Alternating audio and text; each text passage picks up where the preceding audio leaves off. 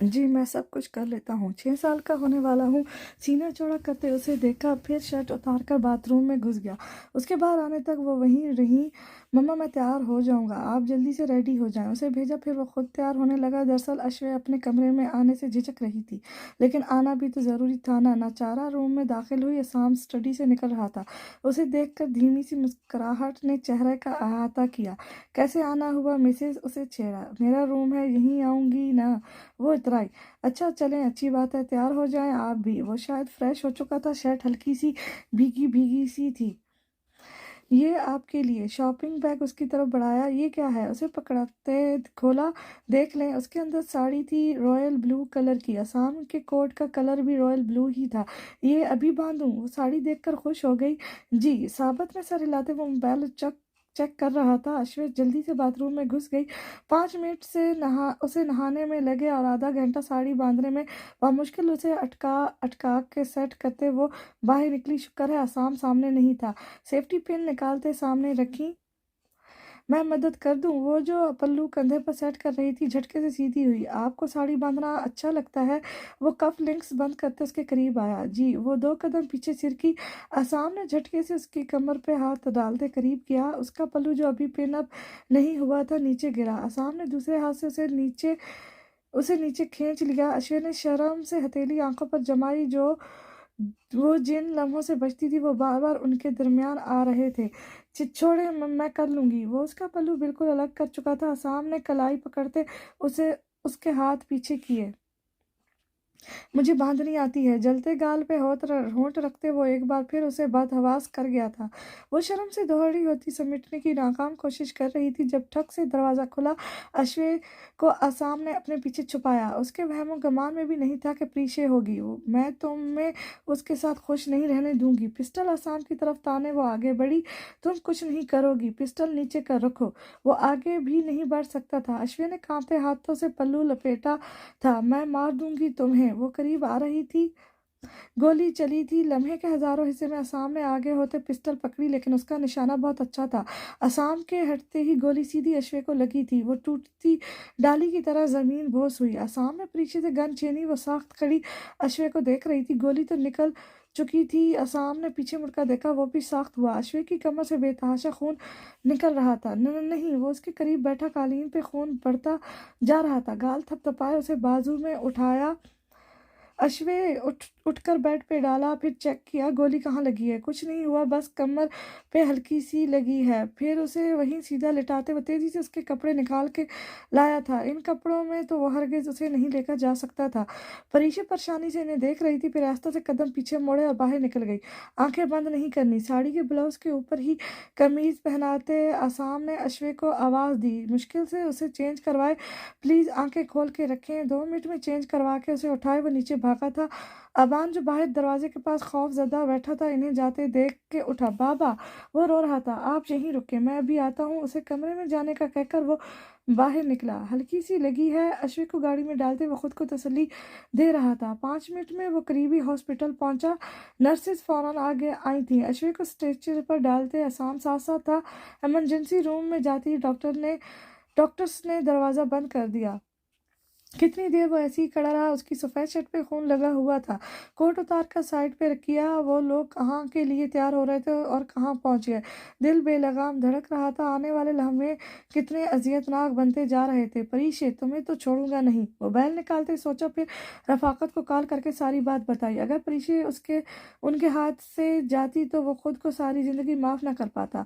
दरवाजे की छोटी सी जगह जहाँ आर पार नजर आ रहा था वहां से अंदर झांका। डॉक्टर्स अपने औजारों से खेलते अपना काम कर रहे थे। दरवाजे से जरा पीछे हटे। एक नर्स बाहर आ रही थी।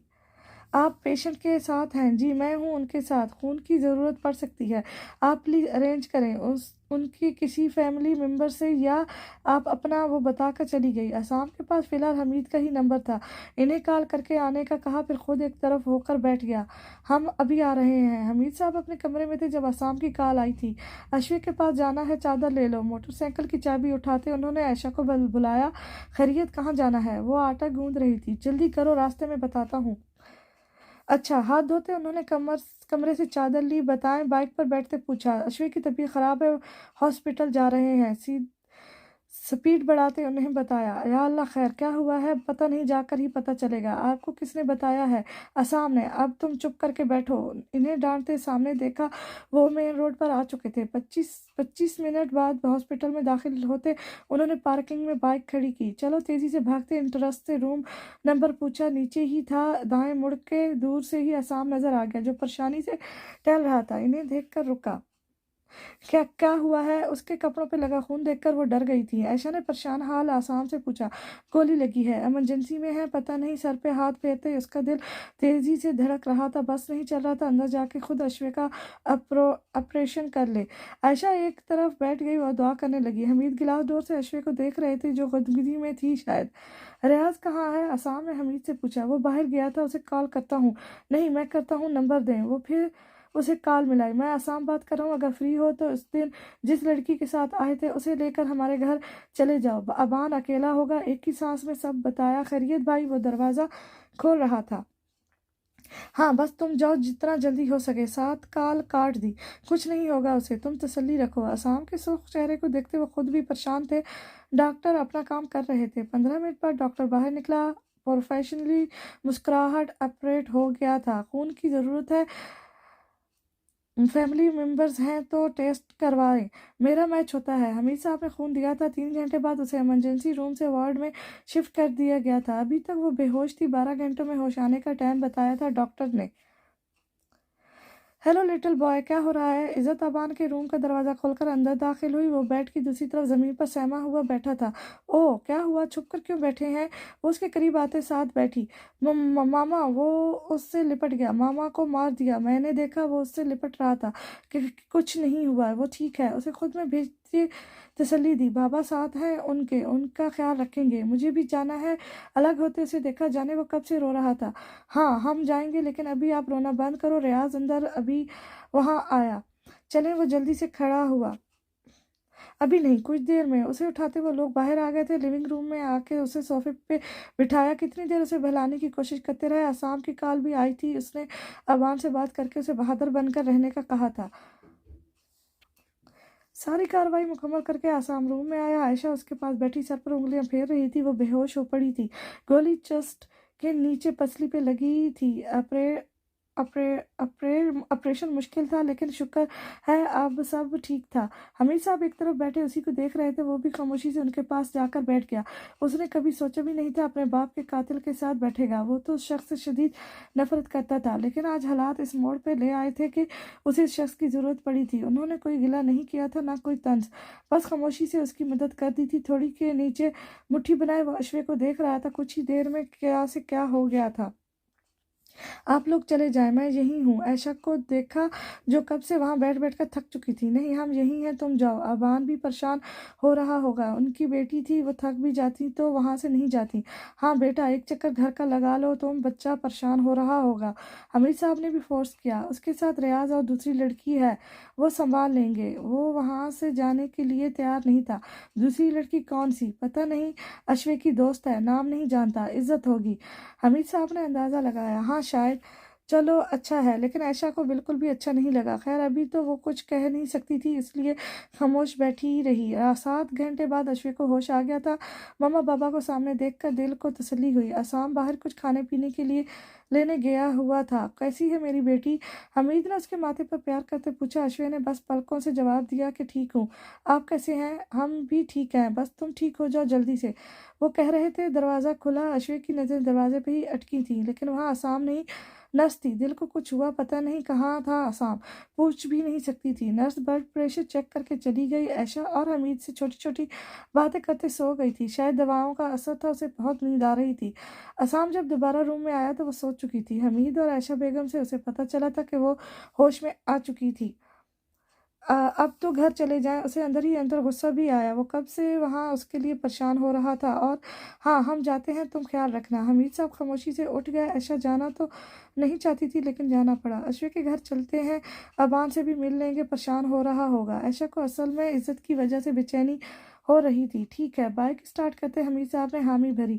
और अगर उसके साथ रुकना पड़ा तो रुक जाएंगे। देखते हैं ना। आसाम ने कुछ कहा नहीं है। अश्वे को तो अभी हॉस्पिटल में ही रखना है 3 दिन। अगर ऐसा हुआ तो घर ले जाएंगे अबान को अपने साथ। ठीक है, असाम से पूछ लेना। इसी बारे में डिस्कस करते वो लोग वहां पहुंचे तो अबान को वो लोग खाना खिलाकर सुला चुके थे। रियाज और इज्जत खुद बाहर लॉन में सितारों की चादर ढले बैठे इंतजार में थे कि गिला क्या ऑर्डर मिलेगा। लेकिन वहां मम्मा और पापा को आते देखकर रियाज के तो होश उड़े। अगर मम्मा इज्जत को साथ देख लेती तो जरूर बातें सुनाती। पूरी रात वो वहीं बैठा रहा था। अश्वे सो रही थी। हमीद और इज्जत वापस घर चले गए थे।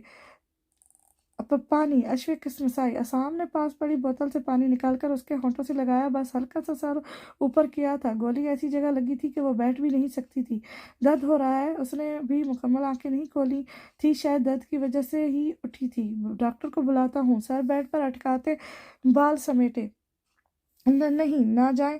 उसने अभी असाम को देखा भी नहीं था। यही हूँ, लेकिन डॉक्टर को तो बुलाना है ना। उसका हाथ थामते माथे पे होंठ रखे दर्द से उसका रंग पीला पड़ रहा था। 2 सेकंड में वापस आ रहा हूँ। हाथ रखते वो बाहर आया था। भागते हुए कॉरिडोर पार किया। डॉक्टर को इन्फॉर्म करके वापस भी उसी अंदाज में पहुंचा था। रो क्यों रही हो? करीब आते दोबारा हाथ पकड़ा। दर्द हो रहा है बहुत ज्यादा। असाम ने कपड़ा उठाकर देखा तो खून निकल रहा था। ओहो! डॉक्टर उसी वक्त रूम में दाखिल हुआ। फिर जल्दी से उसका खून साफ करते दर्द का इंजेक्शन दिया। इन्हें ज़्यादा हरकत मत करने दें। अभी स्टिचेस कच्चे हैं। जख्म खराब भी हो सकता है। प्लीज़ बहुत सारा ध्यान रखें। डॉक्टर इंस्ट्रक्शंस देता चला गया। साबित में सर हिलाते वो अश्वे की हथेली मसल रहा था। मुझे नहीं सोना। वो दोबारा से गुनगुनी में जा रही थी। मुझे नहीं। उसकी आवाज़ भी काफ़ी हद तक भारी थी। आंखों से आंसू अभी भी निकल रहे थे। कुछ देर बस, फिर सब ठीक होगा। उससे अश्वे की हालत नहीं देखी जा रही थी। कुछ ही देर में वो दोबारा सो गई। दोबारा शाम को जाकर जागी तो असाम वहीं बैठा था। अब कैसा फील हो रहा है? ठीक। जरा से होंठ हिले। दर्द तो नहीं हो रहा? नहीं। सर हिलाया। ठीक है। कुछ खाएंगी? नहीं। दोबारा ना में सर हिलाया। कुछ खाएंगी तो ठीक होंगी। कैसे खाऊं? फिर से आंखें भरना शुरू। प्लीज अश्वे रोए मत। आंसू साफ किए। घर जाना है। जब तक मुकम्मल ठीक नहीं होगी घर नहीं जाना। काफी देर वो उसे बहलाता रहा। फिर अबान और आयशा आ गई। सूप, असाम के लिए खाना और अश्वे के कपड़े भी साथ लाई थी। अबान पहले तो अश्वे के सर पर माथा अटका के खूब सारा रोया। साथ वो भी रो रही थी। असाम बाहर निकल गया था।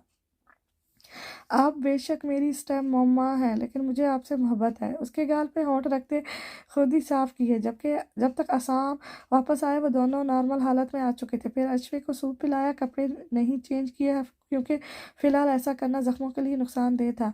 2-3 दिन अश्वे के लिए कोई किसी सजा से कम नहीं थे।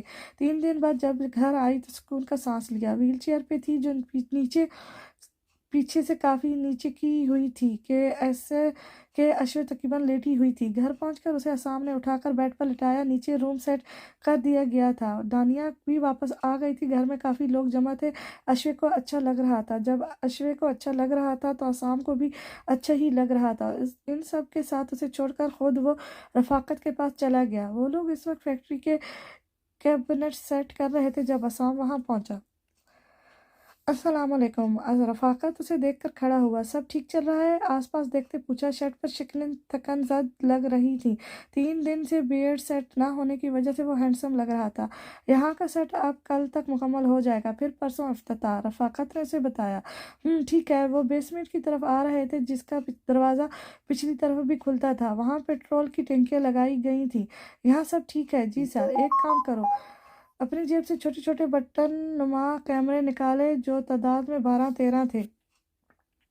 ये सब यहाँ लगाओ। सब के सब, हर हर कोना नजर आना चाहिए। और सिक्योरिटी रखो यहाँ। कोई भी आसपास हरकत हो तो एक्शन लेना। अगर मैं बिजी हूँ तो तुमने सब हैंडल करना है, समझ रहे हो ना? उसके कंधे पे हाथ रखते हुए दोनों साथ साथ चल रहे थे। मुझे कुछ इन्फॉर्मेशन मिली है। अगले कुछ दिनों तक यहाँ कुछ भी हो सकता है। बस तुम्हें अपनी आंखें और कान खुले रखने हैं। अगर हो सके तो रात को भी यहाँ ही रुक जाओ। इन्फॉर्मेशन कैसी? पूछा। एक्चुअली मैंने खुद कुछ सुना है। बस इख्तियार करो। दुश्मनों की लाइन लगी है। कोई भी नुकसान पहुंचा सकता है। पहले ही क्राइम्स से गुजर रहा हूँ। हिम्मत ख़त्म हो रही है। वो वाकई थका हुआ था। पिछले कई घंटों से वो सही से सो नहीं सका था। अश्विन जब तक ठीक नहीं हो जाती तब तक सो भी नहीं सकता था। सोते हुए करवट लेना उसके लिए अच्छा नहीं था। इसीलिए उसे ध्यान रखना पड़ता था। बहुत इख्तियार से एक तरफ ही वो रुख फेर सकती थी। रफ़ाकत उसे बाहर तक छोड़कर गया। उसके बाद वो अपने ऑफिस कुछ देर के लिए गया था। वहाँ वसीम था। वो सब कुछ देख रहा था। 8 बजे वो दोबारा मेंशन में था, लेकिन इस जगह जहाँ परीशे थी। हाय। कुर्सी खींचकर उसके सामने बैठा। ओ उस पे परीक्षे ने झुका सर उठाया। इतने दिनों में उसकी मोहब्बत का भूत उतर चुका था शायद, इसीलिए खामोशी से बैठी थी। कैसे गुजर रहे हैं दिन? बाजू घुटनों पे अटकाते वो ज़रा आगे होकर झुका। कैसे गुजर सकते हैं यहाँ? कुछ भी नहीं दिया खाने को, प्यास लगी है, पानी नहीं देते। उसे शायद अभी भी उम्मीद थी असाम के रहमदिली की। पानी चाहिए, पीछे हुआ उसके पास, देखा यहाँ तो नहीं है पानी, तुम्हें प्यासा रहना पड़ेगा। वो जैसे उसका मजाक उड़ा रहा था। प्लीज़, वो सिसकी, मैं मर जाऊंगी, मैं मारना ही चाहता हूँ, इतना तो यकीन रखो अपनी मोहब्बत पे। आगे होकर उसके बाल पीछे किए। आसाम, प्लीज़ तुम मुझसे दोबारा शादी कर लो, प्लीज़। वो वापस पुरानी परीक्षा बनी। मैं जानती हूँ तुम नफरत करते हो मुझसे, लेकिन मैं तो मोहब्बत करती हूँ ना, प्लीज़ आसाम। वो उसके घुटनों से लिपटी। नफरत नहीं है मुझे तुमसे, नफरत भी एक जज्बा है, और मेरा कोई भी जज्बा तुमसे वाबस्ता नहीं है प्रीशे। नीचे झुककर चेयर के नीचे लगी गन उतारी। प्रीशे उसका चेहरा देख रही थी, जो बिल्कुल स्पार्ट था, खामोश, उदास, गहरी आंखें। मेरे बस में नहीं है तुमसे मोहब्बत ना करना, कसम से, अगर होता तो कभी भी ना करती। उसकी आंखों से उसका दिल बह रहा था, उसकी आंखों से उसके आंसू बह रहे थे। हर मोहब्बत करने वाले की तरह वो भी चाहती थी अपने महबूब के साथ रहना, लेकिन तुम मुझे तुमसे मोहब्बत हो सकती थी। उसकी आंखों में देखते पीछे से पिस्टल एंड दिल वाली जगह पे रखा। प्रीशियस की आंखों में देख रही थी, शायद असाम कुछ अच्छा बोलने वाला हो, लेकिन नहीं हुई। ट्रैक्टर दबाया। प्रीशियस के जिस्म ने झटका खाया था। फिर से गोली चली और कई गोलियां उसके दिल में फौंस होती गईं। आज फिर असाम के कपड़ों पे खून लगा था, लेकिन ये खून उसे तकलीफ नहीं, सुकून दे रहा था। प्रीशियस का जिस्म वहीं उसे देखते देखते बेजान हुआ, लेकिन खुली आंखें अभी भी असाम को देख रही थी। शायद उसके लिए मौत ही आसानी थी, वरना महबूब के बिना जीना रोज मरने जैसा था। उसकी मौत तो बहुत अच्छी थी, जो महबूब के हाथ उसी की गोद में सर रखे नसीब हुई थी। तुम मुझ तक रहती तो शायद माफ़ कर भी देता। तुम मेरे दिल तक आ गई थी, और मैं बर्दाश्त नहीं करूँगा कोई मेरी बीवी को तकलीफ दे। कितनी देर असाम वहीं बैठा रहा, फिर परीक्षे का सर गोद से उठाकर कुर्सी पर रखा। उसकी आंखें होंठ खुली हुई थी। असाम को बाहर निकलते वो खुली आंखों से भी नहीं देख पाई थी। एक हफ्ता बाद परीक्षा को एक पुलिस मुकाबले में जहबक करार देकर दफना दिया गया था।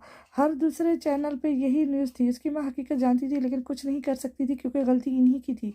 अश्वे का जख्म ठीक हो रहा था काफ़ी हद तक। वो अब उठकर बैठ सकती थी। नाश्ता असाम खुद करवाता था, लंच और डिनर्स ऐशा या इज़्ज़त करवा देती थी। कभी इज़्ज़त वहाँ आ जाती थी, कभी ऐशा। ये हफ्ता बस इसी आने जाने में गुजरा था। अबान का ज़्यादा वक्त अश्वे के पास गुजरता, कुछ ना कुछ उसे खाने को देता रहता कि जल्दी ठीक होगी। कपड़े असाम खुद चेंज करवाता था। अश्वे के जख्म पे बैंडेज सब कुछ खुद ही करता था। फैक्ट्री का इफ्तिताह भी पेंडिंग पे था, क्योंकि असाम बेहद बिजी था, और उसका इरादा अश्वे से करवाने का था। अगर हालात ठीक होते तो अब तक हो चुका होता। बाबा, मम्मा बुला रही हैं। वो बाहर लॉन्ज में बैठा काम कर रहा था, अभी अश्वे के पास से उठकर आया था, और वो फिर बुला रही थी। सारा दिन उसका यही काम था। आज से वो घर रहकर ही काम करने वाला था। वो खुद ही अश्वे की केयर कर सकता था। कितनी देर लगाई है? मम्मा तो पास बैठी रहती हैं। उसे देखते ही शिकवा किया। मैं अभी उठकर गया था। उसे घूरा। क्यों गए थे? मुझसे कोई काम नहीं होता, पता भी है, फिर भी मुंह फुलाए नाराजगी से देख रही थी। अच्छा बताएं क्या काम है? लैपटॉप बंद करते उसके पास बैठा। कुछ नहीं, बस यहाँ ही बैठे, बल्कि टीवी चला दें। सॉरी, मैं नहीं देख सकता ड्रामे। मूवी लगा दें। ठीक है, आप मूवी देख लेना, मैं काम कर लूँगा अंदर स्टडी में। साथ इशारा किया। नहीं, बस मुझे नहीं देखनी। उसे रोकने के लिए बाजू थामा। अशो, बाकी सबको भी ऐसे ही तंग किया था। मुस्कुराती आंखों से देखा। नहीं, हर किसी को नहीं करते, तो मुझे भी मत करें ना। काम करना है, अब तो डबल काम है। मुझे भी काम समझ के कर लें। यहाँ दर्द हो रहा है। जख्म की तरफ इशारा किया। अच्छा, फिर अपनी झाड़ से उठते घूम के उसकी तरफ, अपनी जगह से उठते घूमकर उसकी तरफ आया। शर्ट ऊपर करें? नहीं। अगर शर्ट ऊपर नहीं करेंगी तो मैं कैसे देखूंगा? आप बस हाथ लगाकर चेक कर लें। वो बस जिद थी। ऐसे कैसे हाथ पता चलेगा जख्म खराब है या ठीक? ज़बरदस्ती उसकी कमीज ऊपर की कुछ भी नहीं था। दर्द नज़र थोड़ी आता है। दोबारा कमीज सही करते नाराज़गी से देखा। जी, आप जानबूझकर तंग करने की कोशिश कर रही हैं और कुछ नहीं। ड्रेसिंग टेबल पर पड़े कार्टन को उठाकर दरार में रखा। नहीं, मैं क्यों तंग करूंगी? अगर दर्द होता तो आपके चेहरे से पता चल जाता है। उसे देखा। तो अभी क्या नजर आ रहा है? आंखें सिकेड़ कर बहाना बनाया। फिलहाल तो मुझे शरारत ही नजर आ रही है। उसके चेहरे को देखकर आसाम मुस्कुराया। ठीक है, आप काम करें अपना। हाथ से इशारा करते उसे जाने का कहा। जा रहा हूँ, वैसे भी बहुत काम है। वो भी उसके पास से उठकर सोफे पे जा बैठा। ये तो उठा लें। हाथ से लैपटॉप को उसकी तरफ घसीटा। और हाँ, वो जो उसे देखने लगा था उठकर लैपटॉप उठाया। उन कुछ दिनों में वो उसकी हर हर हर अदा पर हर अंदाज जान गया था। उसे कैसे क्या चाहिए, किस हरकत का क्या मतलब है। अगर वह कुछ उल्टा सीधा कर रही है तो क्यों कर रही है। मुझे भूख लगी है। अभी उसने दोबारा काम शुरू किया ही था कि अश्विन की आवाज़ फिर आवाज़ आई। अभी कुछ देर पहले नाश्ता किया है। वो बेचारगी से उसे देखा। हाँ, तो नाश्ता किया था ना। उसके अलावा भूख लगी है। कुछ स्नैक बिस्किट वगैरह ला के दें। काम भी बाहर जाने वाला था। आप भी चलें साथ। फिर लैपटॉप बंद कर दिया। नहीं, मैं कैसे जा सकती हूँ, मुझे तो दर्द होता है। अगर मैं अकेला जाऊँगा तो आपका ख्याल कौन रखेगा। मैं खुद रख लूँगी, आप बस ला कर दें। जिद की। ओके ठीक है। उठकर साइड टेबल से मोबाइल उठाया। फिर रफ़ाकत को कॉल की। यार एक काम कर दोगे। सर खुजाते शर्मिंदगी से बोला। जी जी सर, वो गाड़ी में था। अगर हो सके तो बच्चों के खाने वाली चीज़ें तो लेकर दे जाओ। स्नैक बिस्किट टॉफ़ियाँ वगैरह। अश्विन से सदमे से देख रही थी कितनी चालाकी से वो बच गया था। ठीक है, पहुंच के कॉल करना। फिर फ़ोन बंद करके वापस वहीं रखा। आपको मैं बच्ची लगती हूँ। अश्विन बेमुश्किल बोली। हरकतें तो बच्चों वाली ही हैं। मुस्कुराहट छुपाते दोबारा सोफे पे आया। अश्विन सदमे से मुंह खोले उसे देख रही थी। वो उसे तंग करने के लिए कह रही थी, उल्टा खुद सदमे में पहुंच चुकी थी। आप खुद जाते ना। बेमुश्किल बोली। सामने सर उठाकर उसे देखा। आपको जो चीज़ें चाहिए थी वो आ जाएंगी। अब आराम से काम करने दें। सीरियस होते उसे घूरा। ठीक है, आपसे तो मम्मा ही अच्छी हैं। कम से कम मेरे साथ तो बैठती हैं, मेरी कंघी करती हैं और मेरी टांगें भी दबाती हैं। सोच सोच कर बताया। तो फिर कल से मम्मा को ही बुला लेना। मैं ऑफिस चला जाऊंगा। कम से कम मेरा काम तो मुकम्मल होगा ना। यहाँ ना आप खुश हो रही हैं ना मुझे कुछ करने दे रही हैं। उसे वाकई गुस्सा आ गया था। लैपटॉप उठाते बाहर आ गया। पीछे अश्विन खामोश रह गई। दिल ही टूट गया था बेचारी का। आधे घंटे में उससे ज़बरदस्ती सारी फाइल्स भेजी थी, वरना बिल्कुल भी अच्छा नहीं लग रहा था अश्वे को नाराज़ करके वहाँ बैठना। पर वो वहाँ भी कौन सा एक जगह बैठने दे रही थी उसे। रफ़ाकत अभी तक नहीं आया था। दोबारा कॉल करके पूछा तो वो चीज़ें अभी ले रहा था। कुछ देर बाद वो आया तो अस्सलाम ने खुद उसे रिसीव किया। अस्सलाम वालेकुम सर। वहीं दरवाजे से चीज़ें पकड़ाई। अंदर आ जाओ। सलाम का जवाब देते उसे अंदर आने का कहा। वो भी पीछे पीछे अंदर आया। क्या खाओगे, बैठने का इशारा करते पूछा। कुछ भी नहीं, बस मैं चलता हूँ। वो बस ऐसे बैठा था जैसे अभी उठ जाएगा। कुछ देर तो रुको। असाम खुद ही जूस ले आया। एक तो आजकल मुकाम वाली आंटी भी गायब रहती थी। Thank you sir. गिलास पकड़ते शुक्रिया कहा। You are welcome. असाम भी साथ अटक गया। भाभी कैसी हैं, अश्विन का पूछा। ठीक है, अब तो काफ़ी हद तक। बैठने में ज़्यादा मसला होता है। चले, अल्लाह इन्हें जल्दी सेहत दे। गिलास ख़त्म करके टेबल पर रखा। आमीन। ठीक है, मैं चलता हूँ। जल उस जल्दी से उठ गया। कहाँ थे अभी तुम देर कर दी आने में। जाते जाते पूछा। वो सर काम करवा रहा था बेसमेंट का, वहीं बिजी था। अभी लगा के आया हूँ काम पे मज़दूरों को, वहीं जाऊँगा वापस। तफसील बताने के लिए रुका। ठीक है। अलविदाई मुसाफा करते वो चला गया। वापस आके असाम ने शॉपर उठाया जो साइज़ में काफ़ी बड़ा था और भरा हुआ था। चीज़ें लिए वो ऊपर कमरे में आया तो अश्वे सो चुकी थी। सोई सोई भी गुस्से में लग रही थी। पैकेट टेबल पर रख कर वापस चला गया। अब सुकून से काम कर सकता था। अब हमें अपना काम कर लेना चाहिए। वहाँ काम स्टार्ट हो गया है। जो हुक्म सेठ साहब। सर झुकाते उसका आदमी वापस चला गया। पेट्रोल के टैंकर निकालो, उसने बाहर आते ही आगे अपने आदमियों को कहा। 12:30 वो फैक्ट्री के बाहर थे। पाइयों के जरिए फैक्ट्री के चारों तरफ पेट्रोल छिड़का। दो आदमी पैपों के जरिए फैक्ट्री के चारों तरफ पेट्रोल छिड़कना था। दो आदमी पिछले रास्ते से अंदर गए थे। उनके हाथों में लोहे के औजार थे जिनके जरिए टैंकों को लीक किया जाना था। वो लोग जब अंदर पहुंचे तो बदकिस्मती से टैंक पेट्रोल से नहीं पानी से भरे हुए थे, लेकिन वो अपनी बदहवासी में इन्हें लीक कर चुके थे। पानी हर तरफ फैल रहा था। उससे पहले कि वो बाहर आकर बताते, रफ़ाकत ने दोनों को ही दूर से शूट कर दिया। वो अंदर काम कर रहा था जब उसके मोबाइल पे अलार्म बजने लगा। ये तब बजता था जब कोई बेसमेंट का दरवाज़ा खोलता था। पहले फुर्सत में ही उसने अंदर लगे कैमरे ऑन किया और उम्मीद के मुताबिक वाकई वो गड़बड़ थी। तेज़ी से असाम का नंबर मिलाया और उसे इन्फॉर्म किया। थोड़ी ही वक्त में असाम की गाड़ी एंट्रेंस पर रुकी। वहाँ से पेट्रोल की खुशबू आ रही थी, लेकिन आसपास कहीं भी कोई कुछ नहीं था। वहाँ आग लगने के लिए बस एक माचिस की तीली की ज़रूरत थी। सामने से रफ़ाकत भागता हुआ आ रहा था। सर, 2 को तो मार दिया है, लेकिन लगता है बाकी भाग गए हैं। नीचे बेसमेंट में पानी भर रहा है, बताएं क्या करें।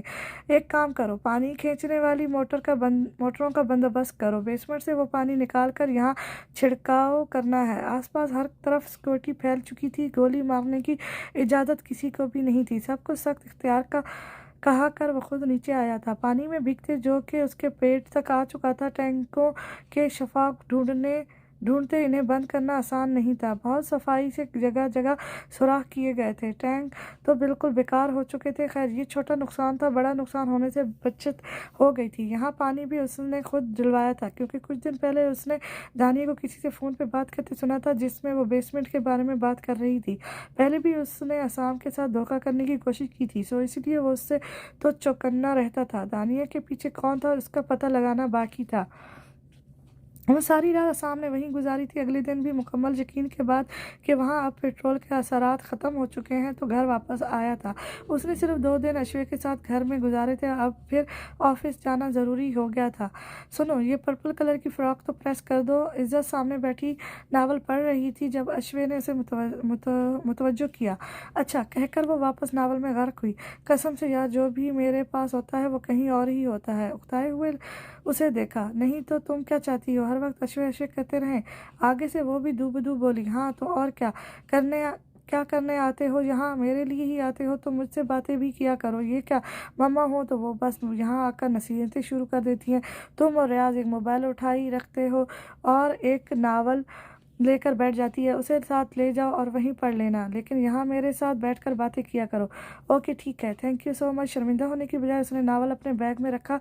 तुम्हारा शौहर तो तुम्हें नावल का प्रिंट निकलवा कर दे सकता है, लेकिन मेरे वाला तो कहता है नावल। या मैं बेध्यानी में वो बोले जा चली गई और अश्वी जो पहले उतरने का सोच रही थी, मुंह खोले हैरानी से उसे देखा। क्या मतलब मेरे वाला? वो अभी ज़्यादा हरकत नहीं कर सकती थी, वरना एक जंप लगाकर उसके पास पहुंच चुकी होती। नहीं, मेरा मतलब क्या पता वो ऐसा कहे।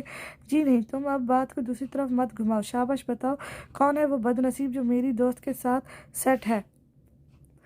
अभी इन्हीं अब नहीं, फिर कभी बताऊंगी। पता नहीं अश्वे का क्या रिएक्शन होता रियाज का सुन के। अभी अभी अभी जख्म पर हाथ रखते वो अपनी जगह से उठी। अश्वे प्लीज़ यार, फिर कभी बताऊंगी। अभी मुझे घर जाना है, मगरिब हो रही है, बाबा लेने आ रहे होंगे। जल्दी से बैग में अपना मोबाइल रखा। इज़्ज़त, अश्वे उसके पास बैठने लगी थी कि इज़्ज़त उठ गई। अपनी दोस्त को नहीं बताओगी? खफगी से देखा, एक तो इतनी मुश्किल से वो चल कर आई थी और आगे से इज़्ज़त मोहतरमा खुद वहाँ से निकल पड़ी थी। बताऊंगी, ज़रूर बताऊंगी, लेकिन अभी नहीं। झुककर उसके गले लगी। फिर मिलते हैं, और नावल के लिए शुक्रिया। अश्वे के कुछ कहने से पहले ही वो बाहर निकल गई। अश्वे अजीब है, मर्जी है। वहीं कुशन पीछे सेट करते लेट गई। असाम आने वाला था, उसे सोने का नाटक भी करना था, और ये नाटक उस दिन से चल रहा था जब उसने स्नैक मंगवाए थे और आसाम उसका दिल तोड़कर चला गया था। सर, ये इन दोनों के आईडी कार्ड और ये मोबाइल। वसीम ने चारों चीज़ें लिफाफे में बंद उसके सामने टेबल पर रखी। आगे होकर लिफाफा उठाया, फिर खोला। एक का नाम हसीब था और एक का नाम मोईद था। ये दोनों न्यूज़ में दो। 7 सहमत सेट टेक्स्ट करता हूँ। जी सर, जाओ तुम, मैं देख लूँगा। Okay sir. वो सर हिलाता बाहर चला गया। मोबाइल निकाल कर ऑन किए तो दोनों खाली थे। ना नंबर, ना मैसेजेस, ना ही कुछ और। यानी जैसे अभी अभी न्यू लिए हों, लेकिन इनकी बैरूनी हालत इस्तेमाल शुदा लग रही थी। यानी किसी ने बाद में सब डेटा डिलीट किया है। फिर अपने मोबाइल से किसी को कॉल लगाई। हाँ सुनो, अगर फ्री हो तो मेरे ऑफिस आ सकते हो? हाँ, शाम में मिलते हैं। अगले की बात सुनते जवाब दिया। ऑफिस से निकलने से पहले सलीम उसे मिला था। जैसे दोनों मोबाइल देखकर उसका सारा डेटा रिकवर करने का कहा था। वो दोनों आदमी कौन थे और किसके लिए काम करते थे, ये सब मालूम करना बहुत ज़रूरी था। फिर अपने रूम से बाहर निकला। ऑफिस वाला हिस्सा तकरीबन खाली हो चुका था। वो वर्किंग एरिया में अक्सर और बेशर लोग अभी मौजूद थे। घर आते हुए वो मार्केट से ताज़ा फ्रूट और फ्रेंच फ्राइज खरीद के लाया था। आज भी काम वाली आंटी नहीं थी। चीज़ें किचन में रख कर ऊपर आया। दरवाज़ा खोला तो सामने सोफे पे अश्वे फिर से सो रही थी। आजकल कुछ ज़्यादा ही नींद नहीं आती। जूते उतारते सोचा, फिर स्लीपर पैरों में आटते अबान के रूम में आया। हाय, क्या हो रहा है? कुछ नहीं बाबा, मैं घर सारा दिन फ्री होता हूँ, मम्मा को भी तंग नहीं करता। सोच रहा हूँ स्कूल चला जाया करूँ। बड़ी समझदारी की बात करते उसे देखा। क्या आप 5 साल के हो गए हैं? उसे गोद में उठाते खिड़की के पर्दे पीछे कहे, जी मैं 6 साल का होने वाला हूँ। आवाज़ में खुशी नुमायाँ थी। ओके, ये तो फिर बड़ी अच्छी बात है। उठाए-उठाए बाहर लाया, उसका रुख अपने कमरे की तरफ था। जी बाबा, अच्छा एक काम करेंगे? जी बोले, आपकी मम्मा सो रही हैं तो रूम में दाखिल हुआ। जी हाँ, मैं क्या कह रहा था? दरवाज़ा आराम से बंद करते से नीचे उतारा। आप कह रहे थे कि मम्मा सो रही हैं। हाँ, तो मम्मा सो रही हैं तो क्यों ना हम फार्म हाउस चलें? अश्विन जो उनकी बात बखूबी सुन रही थी, माथे पे शक्लें उभरी। असाम उसे देख रहा था। मम्मा के बिना मज़ा नहीं आएगा ना? अबान सच समझ रहा था कि जाना है।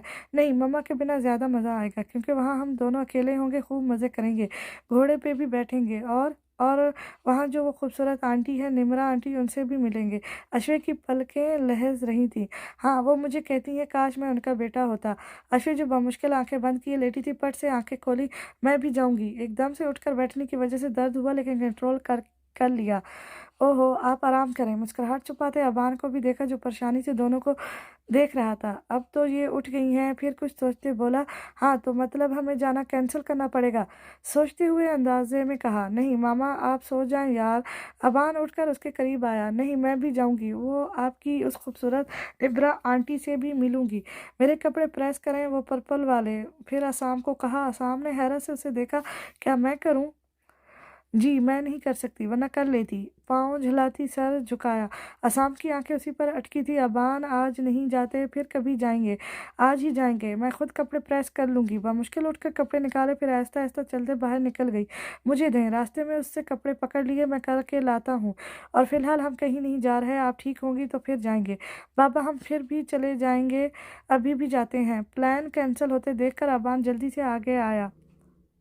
हाँ, अभी भी जाएँगे और बाद में भी। अबान ठीक कह रहा है। असाम अपने कहे पे खुद ही फँस गया। ठीक है, कंधे उचकाते कपड़े प्रेस करने चला गया। कैसे-कैसे दिन आ गए हैं। असाम शेख को कपड़े प्रेस करने पड़ रहे हैं। ऊँचा बुड़बुड़ाते वो अश्वे को सुना रहा था। कोई बात नहीं, बीवी बीमार हो तो उसकी खिदमत करने में कोई बुराई नहीं है। हाँ, बस ऐसी खिदमतें ही करवाएँगी। कुछ और भी करने वाले काम होते हैं, जिनमें शर्म सबसे पहला काम है। अश्वे बोली। शर्म एक वाहिद काम है जो असाम को नहीं आता। वो दोनों ऊँचा-ऊँचा एक दूसरे को सुना रहे थे। शर्म के अलावा भी कुछ नहीं आता। अबान वहाँ से भाग गया था क्योंकि उसे तैयार होना था। आता है बस आप करने नहीं देती। मैंने क्या नहीं करने दिया? हैरत से उसे देखा। प्यार, मोहब्बत, रोमांस और बस काश मैं बहरी हो जाऊँ। बहरी हो जाएँ फिर भी मैं करूँगा। काश आपको शर्म आ जाए। फिर आपको बेशर्म बना दूँगा। वो साथ-साथ कपड़े भी प्रेस कर रहा था। अश्वेत तिलमिलाते हुए वो दरवाज़े से उसे घूर रही थी। फिर आपको बेशर्म बना दूँगा। वो साथ-साथ कपड़े भी प्रेस कर रहा था। अश्वेत तिलमिलाते हुए दरवाज़े से उसे घूर रही थी। मैंने आपको अपना गुलाम बना लेना है। वह वहीं दरवाज़े से हाथ हिला-हिला कर कहा, मैं आपके पाँव चूमने के लिए भी तैयार हूँ। उसने हँसते आयरन का स्विच निकाला। मेरे पाँव पिछले 10 दिन से गंदे हैं। वो उससे स्मेल भी आ रही है। असाम करीब आ रहा था। वो दरवाज़े से पीछे हुई। मेरे होंठों से लगेंगे तो खुशबू देने लगेंगे। कपड़े बेड पर सीधे करके रखे। बाबा मैं तैयार हो गया हूँ। असाम वापस अश्वे की तरफ घूमा ही था कि अबान तशरीफ़ ले आया। गुड शाबाश, मेरा बेटा तैयार हो गया है। अश्वे बाजू सीने पे बांधे असाम को देख रही थी। चलें अब आप नीचे जाकर बैठें, मैं आपकी मम्मा को तैयार कर लूँ। जी बाबा। वो अच्छे बच्चों की तरह वापस चला गया। अश्वे से घूर रही थी। मैं खुद तैयार हो सकती हूँ। 2 कदम चल कर वो कपड़ों के पास आई। आपको दर्द होगा ना? मैं करवाता हूँ चेंज। दरवाज़ा लॉक करते लाइट बंद की। आसाम मैं कर लूँगी। एकदम अंधेरा होने से उसकी आँखें चुंधियाईं। फिर यूँ ही मायूस हुई तो आसाम अपनी शर्ट उतार रहा था। अश्वे का ऊपर का साँस ऊपर और नीचे का नीचे। बेख्तियार पीछे होते वो बेड पर चढ़ी। कहाँ जा रही हैं? भारी आवाज़ में उसका दिल लहज़ा। मैं खुद चेंज कर लूँगी। पीछे होते वो दरवाज़ा दूसरी तरफ से नीचे उतरी। आपके पीछे पता है क्या है? नहीं। उसने पीछे मुड़कर देखा। दीवार पे कुछ अजीब-सा चिपका हुआ था। शायद कोई कीड़ा। मैं उससे नहीं डरती। साथ वो आगे खिसकी। आसाम कपड़े हैंगर से निकाल रहा था। वो अभी उड़ के आपके ऊपर आएगा। नहीं आसाम, मैं जंप नहीं लगा सकती। वो भागते हुए उसके पास आई थी। इसीलिए कह रहा हूँ आप कपड़े भी नहीं चेंज कर सकेंगी। उसे कंधों से पकड़ के सामने खड़ा किया। मुझे कौन-सा कुछ नज़र आ रहा है? गले की डोरियां खोलते वो आगे की तरफ थी। वो बाजू ऊपर नहीं कर सकती थी। पहले एक तरफ से उतारा, फिर दूसरी तरफ से इख्तियार से दूसरा बाजू निकाला। मैंने चेंज करने थे तो आपने शर्ट क्यों उतारी? वो उसे घूर भी नहीं पा रही थी। चेहरे पे हाथ रखते खुद को छुपाने की कोशिश की। गर्मी लग रही थी इसलिए। उसके लब मुस्कुराए। पर्पल कलर की लॉन्ग फ्रॉक पहनाते पहनाते रुका। वैसे आपने ये कपड़े कहाँ से बनवाए हैं? फिराक को घुमाया। ये मम्मा ने ला कर दिए थे कुछ दिन पहले। हाथ हटा के फिराक को देखा। उसी तरह का मेरे पास ड्रेस कोट भी है, सेम यही कलर। वो उसे बता रहा था। वाह, अभी वही पहने प्लीज। और अश्वे महतमा भूल चुकी थी कि वो किस हालत में खड़ी है। हाँ हाँ बिल्कुल। उसे शरारत भरी आंखों से देखते, उसकी कमर में हाथ डालते खुद करीब हुआ। उसे खींचता तो दर्द होता होता ना। असाम आप सांस हलक में अटकी। जी मेरा बच्चा। बाल पीछे किए वो शर्ट उतारते उलझ गए थे। बाबा जल्दी करें ना। अबान बाहर दरवाजे पे खड़ा था। शायद ये नहीं होने देगा कुछ भी। जबड़े भेजते पीछे हुआ, फिर फिराक उठाकर पहनाने लगा। काश उसकी कोई फुप्पो होती, उसे जवान होने तक वहीं उसके पास छोड़ देता। जले दिल के साथ बुड़बुड़ाया, बाकी मैं कर लूंगी, आप तैयार हो जाएं। सिर्फ कमीज पहनना मुश्किल है। ओके। लाइट जलाई। बाबा क्या कर रहे हैं? जल्दी करें, देर हो रही है। अबान ने छोटे छोटे हाथों से दरवाजा पीटा। आ रहा हूँ मेरे बाप। तुम्हारे होते हुए हम कुछ नहीं कर सकते। अभी तुम्हें कहीं और भेजता हूँ। सफ़ेद कॉटन का कुर्ता पजामा निकाल के बाथरूम चला गया। पीछे से अश्विन ने जल्दी से कपड़े समेटे, हल्की सी लिपस्टिक लगाई, बालों की ऊंची सी पोनी बनाकर दुपट्टा कांधे पे डाला। हील वो पहन नहीं सकती थी। सफ़ेद कलर के खुस्से निकाले जो जहेज में मिले थे। इतनी देर में असाम भी बाहर निकल आया। आपको एक बात बताऊं? वो बाल साफ कर रहा था। अश्विन ने जूते पहनते उसे देखा। हाँ जी, आप बता दो। ड्रेसिंग टेबल के सामने आते आईने से उसे देखा। आपका वो जो पर्पल कलर का कोट था ना, हाँ वो आपने काट दिया था। उसकी बात मुकम्मल की। आपको पता था? दुपट्टा कांधे पे सेट किया। जी पता था। परफ्यूम छिड़का। फिर आपने उस वक्त क्यों कहा था? ताकि कुछ देर और आपको देख सकूं। पीछे मुड़कर एक स्प्रे उस पर किया। आपको नजर आ रहा था? वो परेशान हुई। हाँ जाहिर सी बात है, इतनी दूर से वो कीड़ा नजर आ गया। आप तो फिर पास थी। आप तो बिल्कुल साफ साफ नजर आ रही थी। झुककर उसके ब्लश करते गाल पे होंठ रखे, फिर इन्हें खुद ही साफ किया। आपको शर्म नहीं आती? बिल्कुल भी नहीं आती, और ना ही कभी आएगी। आपके सामने तो बिल्कुल भी नहीं आएगी। उसकी बात काटते इन्फॉर्मेशन में दोबारा ताज़ा की। मम्मा आप ही आ जाएं वरना मैं दरवाज़ा तोड़ दूंगा। अबान बेचारा कब से बाहर खड़ा था। आ रहे हैं बस। साथ ही दरवाज़ा खोला। ओह मैचिंग। अबान ने भी लाइट पर्पल कलर के साथ वाइट निकर पहनी थी। उसकी कबर्ड छोटी सी थी जहाँ से वह खुद ही भी कपड़े निकाल लेता था। बकूल आसाम की ये उसके साइज के मुताबिक बड़ी होती जाएगी। अपने कपड़े निकालना, अपने आप को मैनेज करना सामने से सिखाया था उसे। अकेले जीने का तरीका अपने लिए खुद ही काफ़ी कैसे हो कैसे हो जाता है, ये सब सिखाने वाला आसाम था।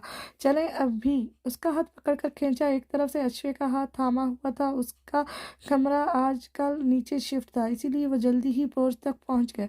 गाड़ी में बैठते अंदर से अश्वे के लिए दरवाज़ा खोला, फिर पीछे मुड़कर अबान के लिए खोला। मैं मम्मा की गोद में बैठ जाऊंगा ना। वो भी आगे बैठना चाहता था। नहीं, वो नहीं बिठा सकती। आ जाओ यहाँ साइड पे, साथ बैठा लूंगी। थोड़ा क्लोज होते उसे भी साथ बिठा लिया। यूं उनका छोटा सा काफिला फार्म हाउस की तरफ रवां दवां हुआ। क्या मामू ने मामी से बात की हमारे बारे में? इज्जत अपनी छत पे खड़ी थी। नहीं, लेकिन इन्हें शक हो गया है और वो इस रिश्ते के लिए राजी भी नहीं होंगी। वो अपनी तरफ खड़ा आड़ू खा रहा था। फिर परेशानी से उसे देखा। फिर क्या? अगर मम्मा ना मानी तो मैं तो कुछ नहीं कर सकूंगा, क्योंकि पहले अश्वे के लिए आप लोगों ने कितनी प्रॉब्लम्स खड़ी की हैं। अब उनका इस तरह रिएक्ट करना तो बनता है ना। बाइट लेते उसे याद करवाया। हाँ लेकिन इसमें अश्वे की ही भलाई थी। मामा उसे कभी एक्सेप्ट ना करती, पता तो है। तो अब ऐसे तो इसमें तुम्हारी लिए भी भलाई ही है, क्योंकि मेरी मामा भी कभी तुम्हें एक्सेप्ट नहीं करेंगी। अच्छा। वो खामोश हो गई। मैं कुछ नहीं कर सकता सच में। बाबा अगर राजी कर लें तो मुझे कोई इतराज़ नहीं है। लेकिन अगर मामा ना मानी तो मैं तुमसे शादी नहीं करूंगा। वो उसका दिल तोड़ रहा था। कल तक तो बड़ी मोहब्बत थी, अब ख़त्म हो गई। गुस्से से देखा, वो तो अब भी है, लेकिन मामा पहले हैं। मैं उनकी बात तो नहीं रद्द कर सकता ना। वैसे भी पड़ोस में एक लड़के ने ऐसा ही किया था, फिर उसकी आज तक औलाद नहीं हुई। रोमांसी होती इज्जत को देखकर बात बदली। अगर मैंने भी मामा की बात ना मानी तो मेरे भी बच्चे नहीं होंगे। बात को समझो। अंदाज सीरियस ही था। वाह वाह, क्या ड्रामा है। वो हंसी। तो तुम क्या यही चाहती हो कि मेरे नन्हे नन्हे प्यारे प्यारे गोलू मोलू बच्चे ना हो? उदास शक्ल बनाई। हाँ, मैं चाहती हूँ तुम्हारी औलाद ना हो और तुम दूसरी शादी के लिए मेरा इंतखाब करो। वो शायद बात को दिल पे ले रही थी, लेना भी चाहती थी। आखिर लड़की थी और मोहब्बत तो वो भी करती थी ना, शायद वाली।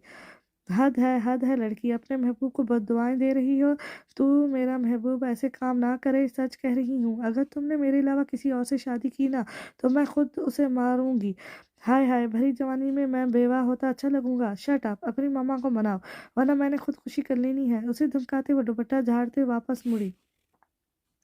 अच्छा, नाराज तो मत हो, दूसरी शादी आपसे करूंगा। पीछे से हंसते हुए ऊंची आवाज में कहा। इज्जत नीचे जा चुकी थी। सामने फिरोशा बेगम बैठी आजकल उसके छत की तरफ लगते चक्कर बखूबी नोट कर रही थी। कुछ ना कुछ तो दाल में काला जरूर था।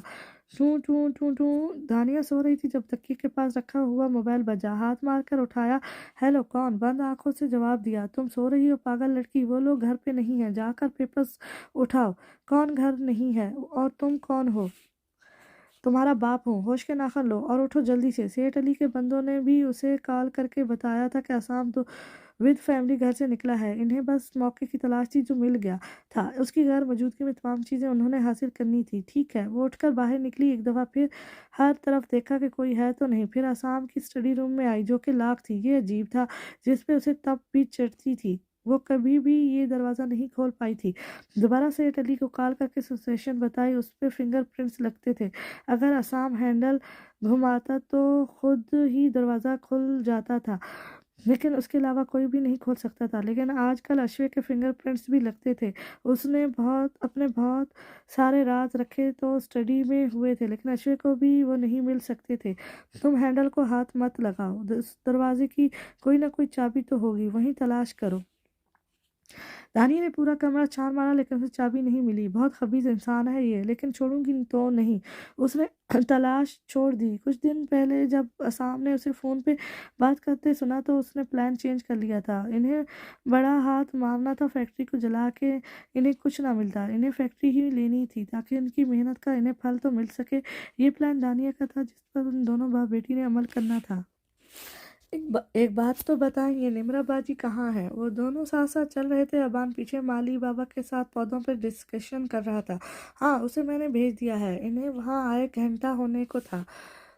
क्यों? वो जमीन पे देख रही थी। सर उठाकर उसे देखा। क्योंकि मैं नहीं चाहता कि आप उसे देखें, उसे मिले, टेंशन होगी आपको।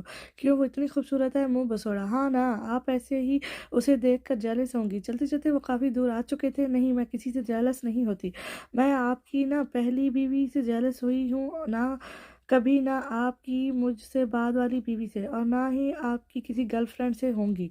तेजी से बोलते कदम भी तेज किए। उसे देख के फिर भी होती। इसका हाथ पकड़कर आहिस्ता किया, क्योंकि ऐसा चलना उसके लिए ही तकलीफ दे था। उसका कलर अब आपकी तरह डल नहीं है। ये जैसे आपका सांवला सा तीखा सा रंग है। वो 2 कदम आगे होकर उसकी तरफ घुमा। वो रुक गई। पलकें साख्त हुई। उसे कभी अपना रंग इतना बुरा नहीं लगा था जितना अब इस एक लम्हे में लगा था। अच्छा, नजरें चुराते वो साइड पर हुई। उसे हर्ट हुआ था। उसके होंठ भी बहुत प्यारे हैं, गोरे रंग पे गुलाब की पत्तियों जैसे होंठ तो बस कत्ल कर देते हैं बंदे को। वो अभी भी बोल रहा था। अश्विन को कुछ कहे बिना पलकें छिपका छिपा कर आंसू अंदर धकेल रही थी। दिल इतना भारी हो गया था कि कुछ बोलना ही नहीं जा रहा था। अब चुप क्यों हो गई हैं? जरा झुककर उसकी आंखों में देखा, जहाँ पानी से लबे भरी हुई थी। मामा, मुझे भी साथ ले जाएं। इससे पहले कि वो कुछ कहता, पीछे से अबान दौड़ता हुआ आ रहा था। लो जी, ये हड्डी तो हर हाल में शामिल होती है। एक दफा फिर असाम बदमजा हुआ।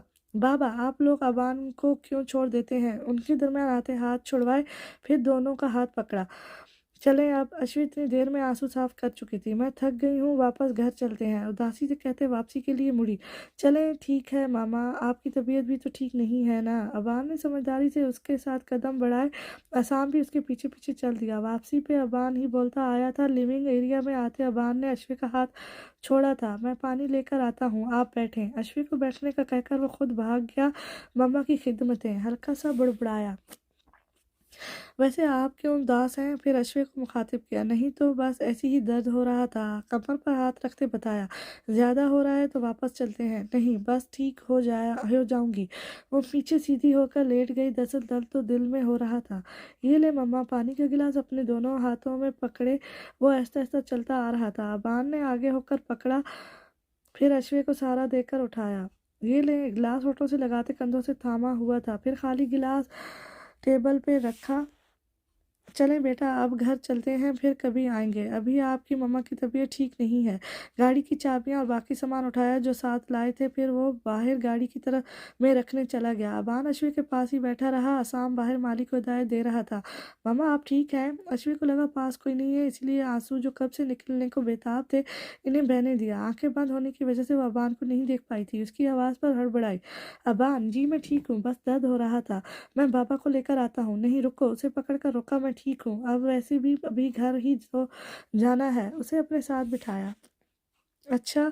वो खामोश हो गया। अच्छा, आपको बाबा ने वो नोज़पिन दी? कुछ याद आने पे बोला। कौन सी? वो बाबा ने आपके लिए मंगवाई थी ना।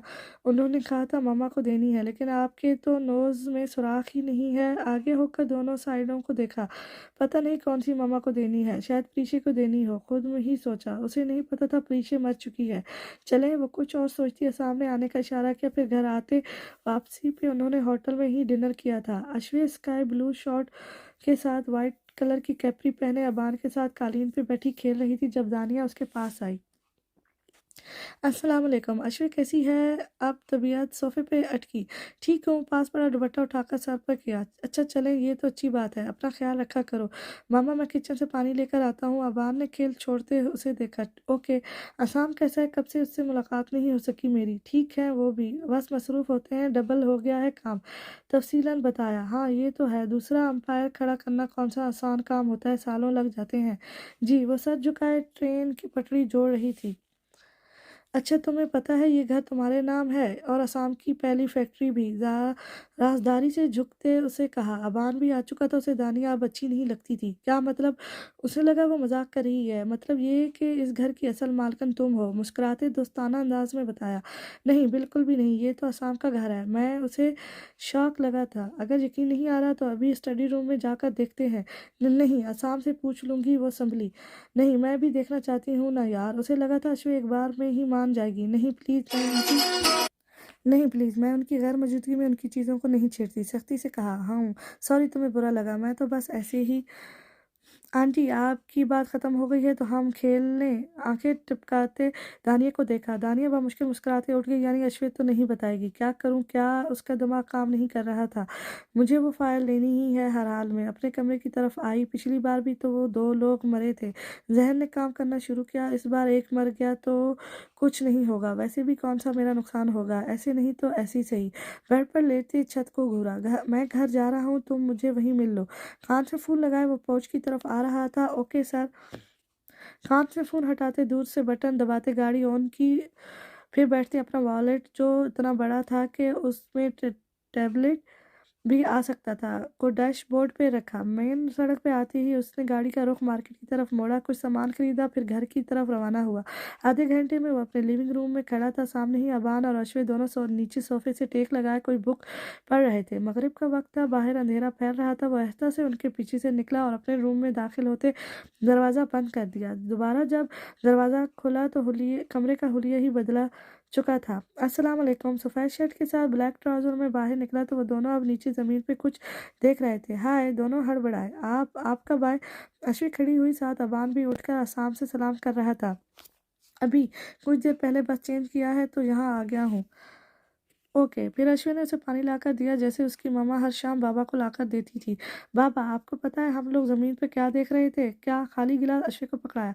हमने एक चींटी कैद की, फिर उसके फ्रेंड्स उसे लेने आए। हमने उसे नहीं छोड़ा, वो परेशान होकर बॉक्स के उसके पास ही फिरती रही और फिर रोते हुए घर वापस चली गई। हाथ हिलाकर बातें करता वो बहुत क्यूट लग रहा था। कैद किसने किया था, मामा ने या आपने?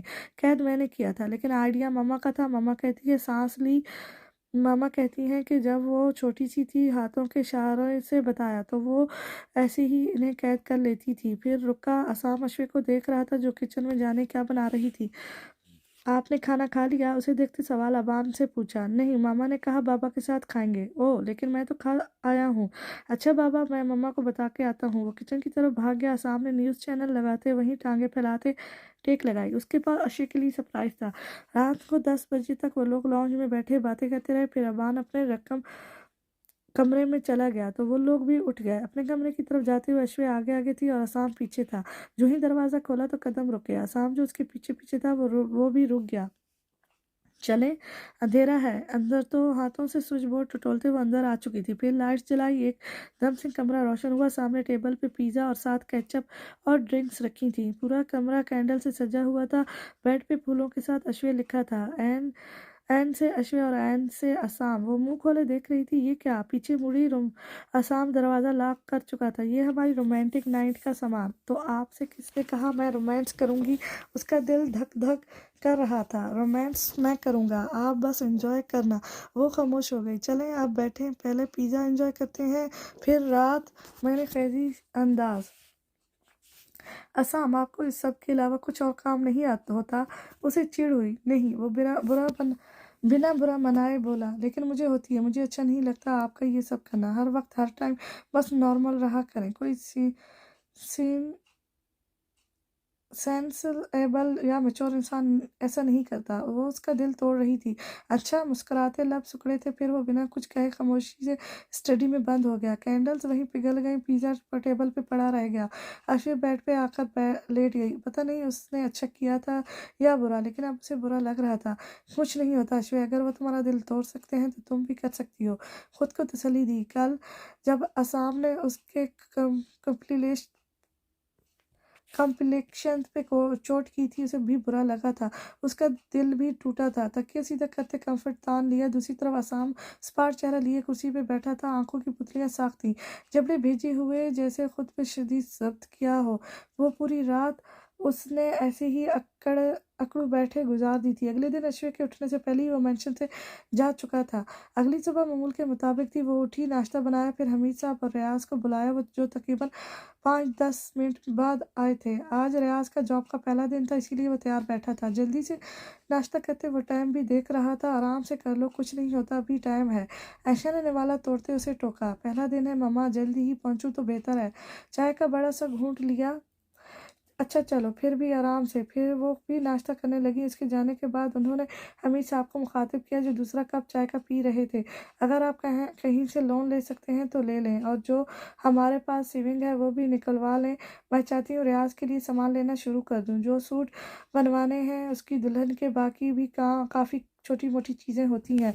मैं ला तो दूंगा, लेकिन एक बार रियाज से भी पूछ लेना उसे लड़की पसंद भी है भी या नहीं, क्योंकि ज़िंदगी उसने गुजारनी है। पसंद आएगी, क्यों नहीं आएगी। वैसे मैं एक मशवरा दूं? कप टेबल पे रखा। क्यों ना, इज्जत को बहू कभी नहीं, सोचना भी मत। वजह, एक तो वो मेरे बेटे से बड़ी है। अच्छी बात है ना, मैच्योर होगी तो घर को संभालेगी, ठीक है, लेकिन मैं क्या क्यों करूं? अगर मेरे बेटे के पास और ऑप्शन है तो मैं आपा की बेटी क्यों करूं? उन्होंने कहा, उन्होंने किया था। उन्होंने नहीं किया था क्योंकि तुम्हारी बेटी का नसीब कहीं और जुड़ा था। हमारे बेटे का नसीब भी कहीं और जुड़ा है। और ये बातें आपको किसने सिखाई है? आपा ने कहा है ना। वो हत्थे से उखड़ गई। जानती थी मैं, उन्होंने ही आपसे कहा होगा। नहीं ही अब अपनी बेटी के लिए अच्छे रिश्ते की पड़ी होगी। अब इन्हें इन्हें मेरे बच्चे ही मिले हैं। उनकी आवाज़ ऊंची होने लगी। बस कर दो, मैंने तो बस ऐसे ही बात की है और तुम शुरू हो गई हो। बात भी ना करें। इन्हें मेरी बेटी से कितनी नफरत थी, मैं देखती रही हूँ, और अब मैं उनकी बेटी को गोदों में बिठाऊं? इतनी अच्छी तो मैं भी नहीं हूँ। बेशक मेरा बेटा ऐसे ही बैठा रहे, नौकरी नौकरानी रख लूँगी, पलवशा बेगम की बेटी ब्याह कर नहीं लाऊँगी। और अगर तुम्हारा बेटा चाहता हो तो बेशक चाहता रहे, मेरी बेटी भी चाहती थी, नहीं होने दी ना। जब बेटी कुर्बान हो सकती है तो बेटा क्यों नहीं? तल्ख़ अंदाज़ से कहती वो इन्हें शर्मिंदा कर गई। अगर आप लोगों ने मेरे बेटे को भगाने की कोशिश की ना, कसम से मार दूँगी सबको। पहले मेरी बेटी को जाने किसके साथ ब्याह दिया है, और अब बेटे के लिए आपा की बेटी याद आ गई है। आपकी आपा की चालें समझ रही हैं मुझे। मैं बता रही हूँ मर जाऊँगी लेकिन इज़्ज़त इस घर में नहीं आएगी। हमीद साहब खामोशी से इन्हें देख रहे थे, कुछ देर बैठे रहे फिर उठ गए। वो वाक़ई शर्मसार थे, इन्हें असाम से मिलना था। बाइक स्टार्ट करते वो असाम के ऑफ़िस आए। वहाँ से इन्हें पता चला था कि वो अभी आया ही नहीं है। बाइक उनके घर की तरफ मोड़ ली लेकिन वो घर भी नहीं था, कोई ज़रूरी काम था। अश्विन उनके पीछे-पीछे चलती ड्राइंग रूम में तक आई। हाँ, था तो सही, सोफ़े पर बैठते उसे देखा जो परेशान थे। वो भी सामने वाले सोफ़े पर बैठ गई। उसे लगा था असाम ऑफ़िस गया होगा, लेकिन वो ऑफ़िस भी नहीं था तो कहाँ गया था? घर पे तो था नहीं। दिल एकदम से परेशान हुआ। क्या हुआ, तुम खुश हो? उसे परेशान देखकर रहा नहीं गया तो हमीद साहब ने पूछा। हो सकती हूँ, एक शिकवा के ना नज़र से देखा। माफ़ कर दो बेटा, मैंने छोड़े बाबा, पहले ज़बरदस्ती इज़्ज़तों का डरावा देकर किसी से भी निकाह पढ़वा देते हैं, फिर पूछते हैं खुश हो? खुशी तो छीन ली जाती है ना पहले ही। वो परेशानी में ज़्यादा ही बोल रही थी। हमीद साहब पहले ऐशा से सुनकर आ रहे थे और अब अश्विन की बातें इन्हें शर्मिंदा कर रही थी। खामोशी से 2 मिनट और बैठे फिर उठकर वापस आ गए। इन्हें अपनी ज़िंदगी ख़त्म होने से पहले-पहले असाम को सारी सच्चाई बतानी थी, लेकिन क्या ज़िंदगी इन्हें इतनी मोहलत देती कि वो अब के दिलों से अपने लिए जो नफ़रत थी वो निकाल सकते। हाई ब्लड प्रेशर के साथ वो बाइक पर सवार हुए।